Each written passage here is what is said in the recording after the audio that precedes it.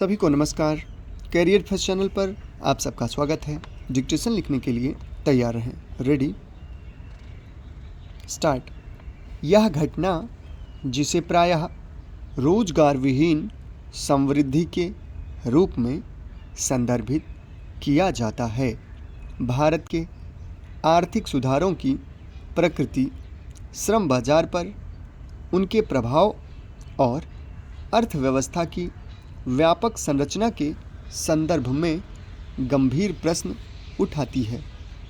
क्या बेरोजगारी विकास एक विसंगति है या 1990 के दशक और उसके बाद शुरू किए गए आर्थिक सुधारों का अपरिहार्य परिणाम?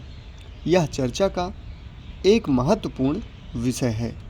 बेरोजगारी समृद्धि एक ऐसी स्थिति को संदर्भित करता है जिसमें किसी अर्थव्यवस्था के तहत रोजगार के अवसरों में समान वृद्धि के बिना सकल घरेलू उत्पाद के संदर्भ में उच्च वृद्धि होती है।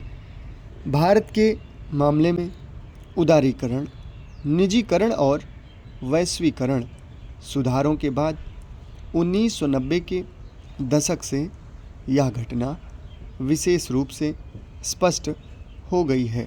लगातार उच्च सकल घरेलू उत्पाद की वृद्धि दर के बावजूद बेरोजगारी दर उच्च बनी हुई है और अनौपचारिक क्षेत्र कार्यबल के बड़े हिस्से को अवशोषित करना जारी रखता है।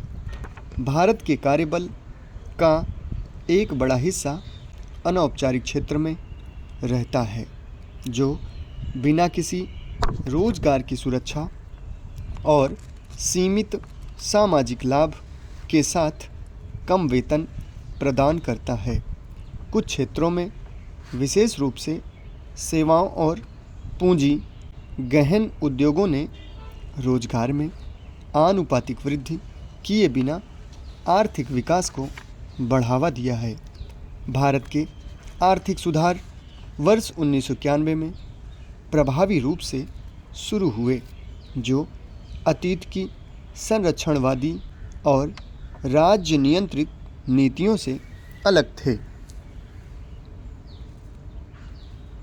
सुधारों का उद्देश्य अर्थव्यवस्था को बाजार शक्तियों के समक्ष लाना, कार्यकुशलता को बढ़ाना व विदेशी निवेश को आकर्षित करना, उद्योगों पर सरकारी नियंत्रण को कम करना, प्रमुख क्षेत्रों को विनियमित करना, नौकरशाही बाधाओं को दूर करना, दक्षता में सुधार और राजकोषीय बोझ को कम करने के लिए राज्य के स्वामित्व वाले उद्योगों को निजी साझेदारों को बेचना था।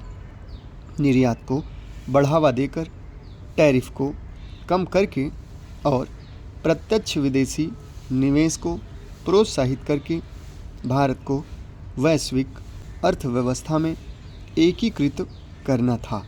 हालांकि इन सुधारों ने निस्संदेह आर्थिक विकास को बढ़ावा दिया, लेकिन रोजगार सृजन पर प्रभाव असमान था।